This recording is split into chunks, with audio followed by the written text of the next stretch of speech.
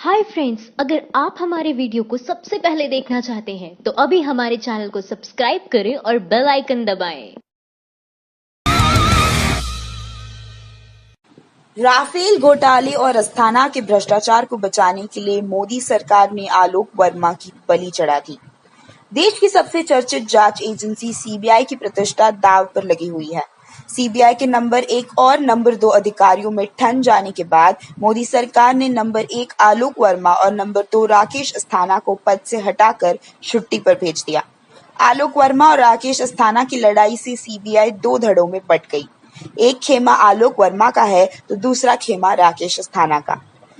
मोदी सरकार इन दोनों अधिकारियों में से किसका साथ दे रही है, इस पर बोलने से पहले बता दें कि राकेश अस्थाना प्रधानमंत्री नरेंद्र मोदी के करीबी है। सीबीआई का पूरा मामला राफेल घोटाला को लेकर हुआ है, जिसके कुछ महत्वपूर्ण दस्तावेज सीबीआई प्रमुख आलोक वर्मा के हाथ लग गए थे। रिपोर्ट्स के मुताबिक मोदी सरकार को आलोक वर्मा से खतरा पैदा हो गया था कि वो राफेल को लेकर कोई बड़ा खुलासा न कर दें। सीबीआई और राफेल के पूरे मसले पर आम आदमी पार्टी के राज्यसभा सांसद संजय सिंह ने बोलता हिंदुस्तान संवाददाता आदिल वसीम से सभी पहलुओं पर विस्तार से बात की। उन्होंने कहा कि पूरी की पूरी तोता मंडली पिंजरे में फंस चुकी है, इससे कोई बच नहीं पाएगा।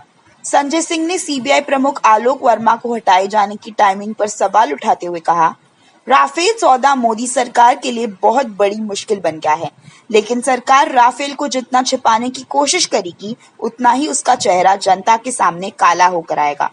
आप नेता ने राफेल घोटाले पर बताया कि उन्होंने मार्च महीने में ही सीबीआई और सीवीसी को राफेल घोटाले के लेकर 12 कारण बताया था और शिकायत की थी कि क्यों राफेल घोटाला रक्षा क्षेत्र का महाघोटाला है।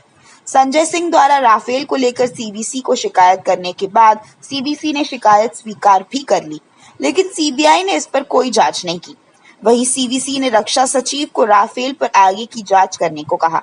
इसके बावजूद सरकार के दबाव में इस पर कोई कार्रवाई नहीं की गई। यही नहीं, राफेल घोटाले को लेकर पूर्व वित्त मंत्री यशवंत सिन्हा, अरुण शौरी और प्रशांत भूषण ने सीबीआई चीफ आलोक वर्मा से मुलाकात कर सभी तथ्य रखे। इन तीनों लोगों से सीबीआई चीफ आलोक वर्मा की मुलाकात के बाद मोदी सरकार नाराज हो गई।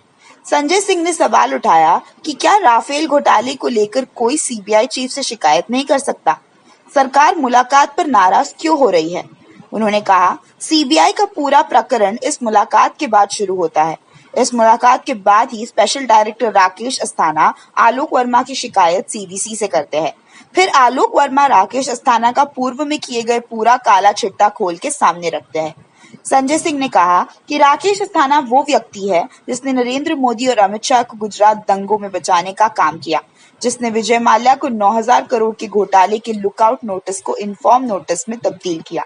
राकेश अस्थाना ने ही मीट कारोबारी मोइन कुरैशी से 2 करोड़ की रिश्वत खाई।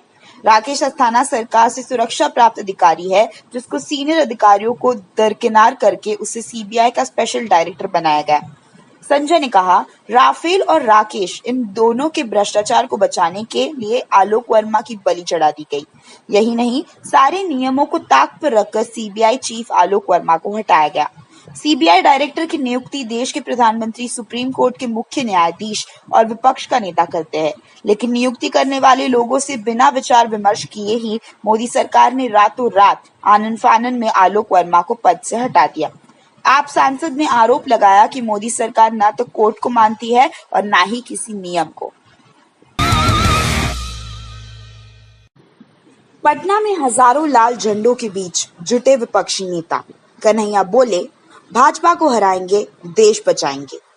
2019 लोकसभा चुनाव के पहले पटना का गांधी मैदान वामपंथी झंडों से लाल हो गया।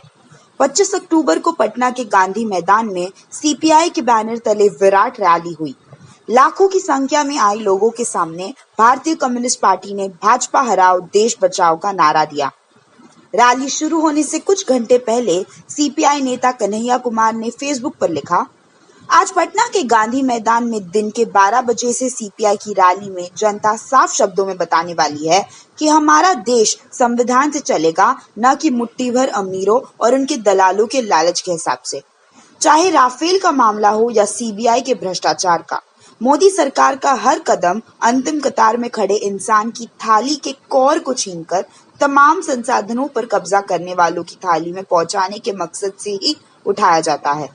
जनता उस फर्जी देशभक्ति को नकार चुकी है जिसमें एक मूर्ति पर तो हजारों करोड़ रुपए लुटा दिए जाते हैं, लेकिन सब्सिडी और कर्ज माफी की मांग करने वाले किसानों पर गोलियां चला दी जाती है।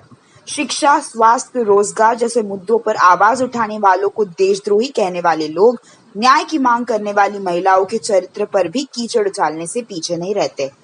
हमारा संघर्ष सिर्फ रोटी का संघर्ष नहीं है, बल्कि ये समानता, धर्मनिरपेक्षता जैसे उन मूल्यों को बचाने का भी संघर्ष है जिन्हें बचाने के लिए भगत सिंह, अशफाक जैसे क्रांतिकारियों ने अपनी जान दे दी थी। आजादी से पहले अंग्रेजों और आजादी के बाद देशी अंग्रेजों के लिए काम करने वाले संघी अब सबको देशभक्ति का सर्टिफिकेट बांट रहे हैं। उनकी साजिशों को नाकाम करके ही हम संविधान और लोकतंत्र को बचा सकते हैं। आइए देश को आर्थिक तबाही और सांप्रदायिकता की खाई में गिरने से बचाने का जज्बा लेकर पटना के गांधी मैदान में निकाली गई रैली में शामिल होइए। अभी नहीं तो कभी नहीं के हालात में चुप बैठे रहने का कोई विकल्प नहीं होता। लड़ेंगे, जीतेंगे। इस रैली में कांग्रेस, राजद समेत कई विपक्षी दल के नेता शरीक हुए। राज्यसभा सांसद और कांग्रेस नेता गुलाम नबी आजाद, बिहार के पूर्व मुख्यमंत्री जीतन राम मांझी, वरिष्ठ समाजवादी नेता शरद यादव, बिहार प्रदेश कांग्रेस के अध्यक्ष मदन मोहन झा, सीपीआई के दीपांकर भट्टाचार्य, गुजरात के विधायक जिग्नेश मेवानी ने मन साझा कर विपक्षी एकजुटता का संदेश दिया। रैली के दौरान कन्हैया कुमार ने अपने भाषण में कहा, भाजपा को हराना कोई मुश्किल काम नहीं है, सब एकजुट हो रहे हैं, अब जल्द ही भाजपा को हराएंगे और देश को बचाएंगे। अधिकारों के लिए उठने वाली आवाज को देशद्रोह से और अंबानी अडानी जैसे मुट्ठी भर लोगों की तिजोरी भरने को देश प्रेम से जोड़ने वाली मोदी सरकार के खिलाफ आज पटना के गांधी मैदान में बेमिसाल एकजुटता देखने को मिली। यही एकजुटता संविधान और लोकतंत्र को बचाएगी। अंग्रेजों के जमाने से सिर्फ ताकतवरों का साथ देते आए संघियों को जनता की ताकत का अंदाजा नहीं है। देश की सुरक्षा से लेकर किसान, मजदूर समेत तमाम तबकों की रोजी रोटी पर चोट करने वालों को जनता बहुत जल्द जमीन पर उतारने वाली है। लड़ेंगे, जीतेंगे। मोदी राज में देश की जांच एजेंसियां नंगा नाच कर रही है और पीएमओ वसूली का अड्डा बन गया है। सीबीआई में चल रहे घमासान के बाद छुट्टी पर भेजे गए सीबीआई चीफ आलोक वर्मा के दिल्ली स्थित आवास के बाहर से 4 लोगों को पकड़ा गया है। इन सभी पर आलोक वर्मा के घर के बाहर संदिग्ध गतिविधियां करने का आरोप है।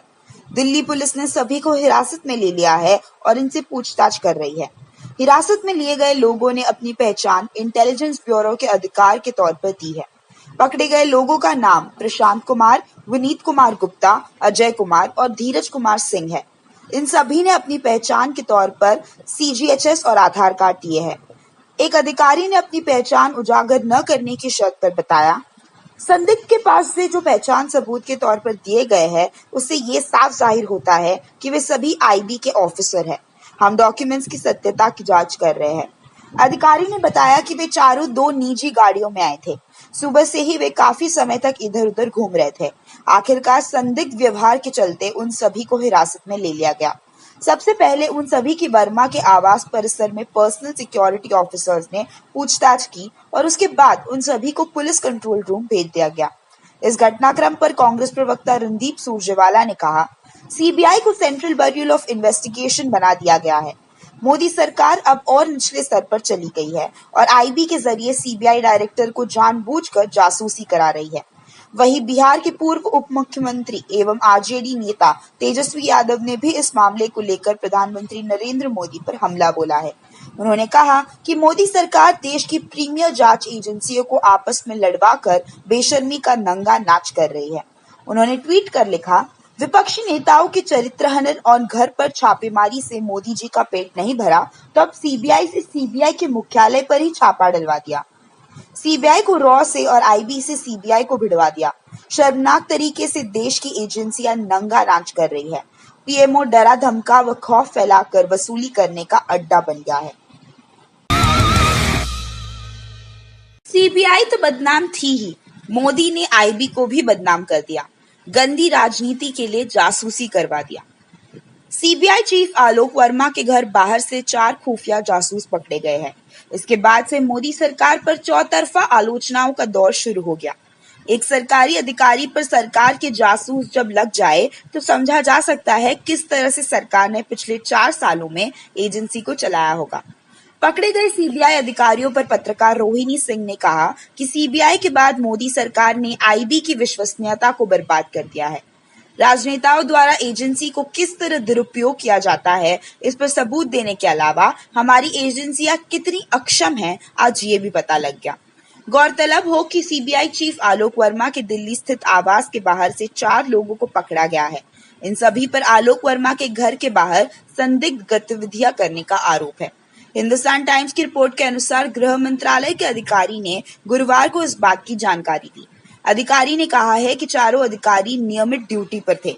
फिलहाल चारों को छोड़ दिया गया है। तमाम टीवी चैनल्स के अनुसार सभी संदिग्ध आईबी अधिकारी हैं। इस बात की पुष्टि खुद इंटेलिजेंस ब्यूरो ने की है।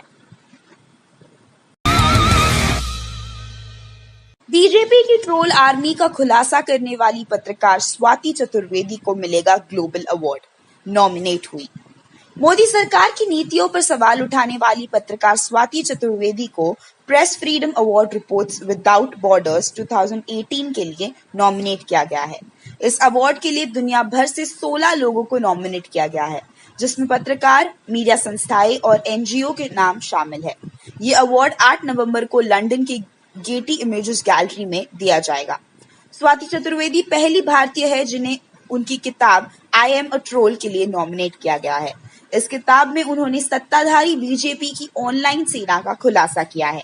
प्रेस फ्रीडम अवार्ड उन लोगों को दिया जाता है जो साहस दिखाते हुए बिना किसी दबाव के प्रभावशाली काम करते हैं। इस अवार्ड को देने वाली संस्था आरएसएफ ने इस बार ये सारे गुण भारतीय पत्रकार स्वाति चतुर्वेदी में भी देखे, जिसके चलते उन्हें नॉमिनेट किया गया है। आरएसएफ ने बयान जारी कर कहा, भारत में कई खुलकर बोलने वाले पत्रकारों की तरह चतुर्वेदी ऑनलाइन उत्पीड़न का शिकार रही है। उन्होंने पत्रकारीय हथियारों का इस्तेमाल कर इसका जवाब दिया। प्रधानमंत्री नरेंद्र मोदी की अगुवाई वाली हिंदू राष्ट्रवादी पार्टी बीजेपी, जो ट्रोल सेना रखने के लिए जाना जाता है, कि भीतर आईटी सेल की जांच की।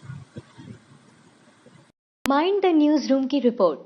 Thank you for watching our video. अगर आपको हमारी वीडियो पसंद आई हो तो इसे लाइक जरूर करें और हमारे चैनल को सब्सक्राइब करना ना भूलें।